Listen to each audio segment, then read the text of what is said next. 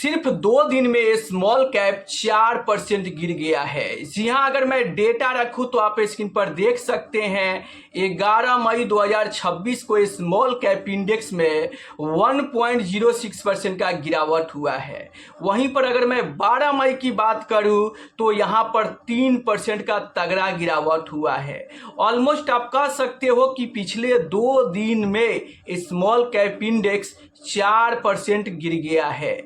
अब इस गिरावट के चलते कौन सा स्मॉल कैप कितना गिरा, बंधन स्मॉल कैप फंड में आखिर कितना गिरावट हुआ है, क्वांट, निप्पॉन, टाटा की क्या हाल है, चलिए सब कुछ मैं आपको इस वीडियो में बताऊंगा। इसलिए इस वीडियो को ध्यान से और पूरा देखिए। मैं आपको ये भी बताऊंगा कि आखिर ये गिरावट क्यों हो रही है। तो वीडियो काफी इंपॉर्टेंट होने वाला है, इसलिए इस वीडियो को लाइक कर दीजिए, चैनल को सब्सक्राइब कर दीजिए। चलिए हम वीडियो को शुरू करते हैं।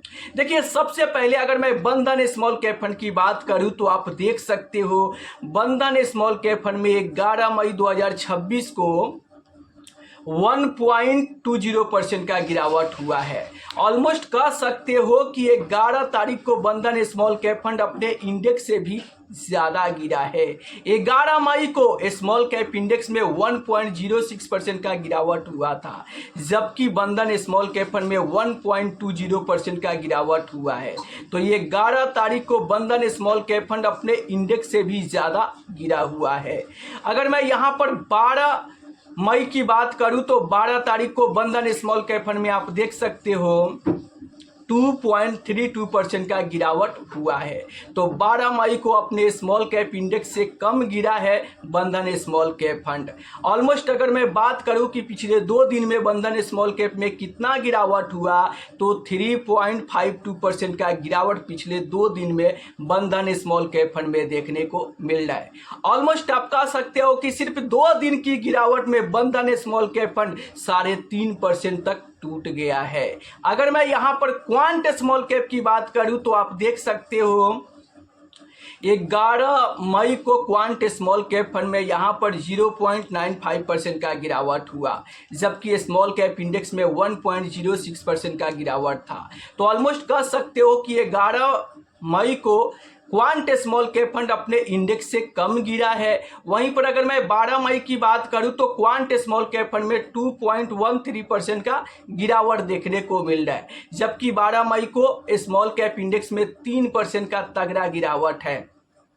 तो क्वांट स्मॉल कैप फंड 11 मई 12 मई दोनों दिन अपने स्मॉल कैप इंडेक्स से कम गिरते हुए यहां पर देखने को मिल रहा है। अगर मैं बात करूं कि पिछले 2 दिन में क्वांट स्मॉल कैप फंड में कितना गिरावट हुआ तो यहां पर 3.08% का गिरावट सिर्फ 2 दिन में क्वांट स्मॉल कैप फंड में 3% का गिरावट हो चुका है। वहीं पर अगर मैं यहां पर बात करूं कि HDFC स्मॉल कैप फंड में कितना गिरावट हुआ है तो सिर्फ एक दिन यानी 12 मई 2026 को HDFC स्मॉल कैप फंड में यहां पर आप देख सकते हो 2.31% का गिरावट देखने को मिल रहा है। अगर मैं एक दिन की गिरावट निप्पॉन इंडिया स्मॉल कैप की बात करूं तो यहां पर भी 2.26% का गिरावट देखने को मिल रहा है। अगर मैं टाटा स्मॉल कैप की बात करूं तो इस स्मॉल कैप फंड में 2.81% सिर्फ एक दिन की गिरावट है। वहीं पर अगर मैं Motilal Oswal small cap fund की बात करूं तो सिर्फ एक दिन में 2.59%, ऑलमोस्ट कह सकते हो कि एक दिन में 2.5% से ज़्यादा ये स्मॉल कैप फंड गिर चुका है। अगर मैं यहाँ पर इन्वेस्को इंडिया स्मॉल कैप की बात करूं तो सिर्फ एक दिन में 12 मई की गिरावट में ये स्मॉल कैप 3% तक टूट गया है। ऑलमोस्ट कह सकते हो कि जितना इंडेक्स गिरा है उतना Invesco India small cap fund में एक दिन में ही गिरावट देखने को मिल रही है। अगर मैं यहाँ पर एक्सिस स्मॉल कैप की बात करूँ तो यहाँ पर 2.5% का गिरावट देखने को मिल रहा है। अब सबसे बड़ा सवाल ये है कि आखिर ये गिरावट क्यों हो रही है। तो देखिए, पिछले महीने अप्रैल के मंथ में स्मॉल कैप में तगड़ा तेजी देखने को मिला था और एक ही महीने में अच्छा खासा गेन बना था, जिसके चलते बहुत सारे इन्वेस्टर के पोर्टफोलियो में जो लॉस दिखता था वो लॉस प्रॉफिट में बदल गया था और यहाँ पर प्रॉफिट बुकिंग हो रही है। जी हाँ, जैसे स्मॉल कैप में यहाँ पर अप्रैल के महीने में तेजी देखने को मिला और मई के महीने में उनका पोर्टफोलियो यहाँ पर लॉस से बदलकर प्रॉफिट में गया, तो यहाँ पे लगातार प्रॉफिट बुकिंग होने लगा। गिरावट का सबसे पहला कारण कि यहाँ पर प्रॉफिट बुकिंग, दूसरा कारण कि विदेशी निवेशकों ने जोरदार बिकवाली किया, जिसके चलते यहाँ पर इंडियन बाजार में तेज गिरावट देखने को मिला।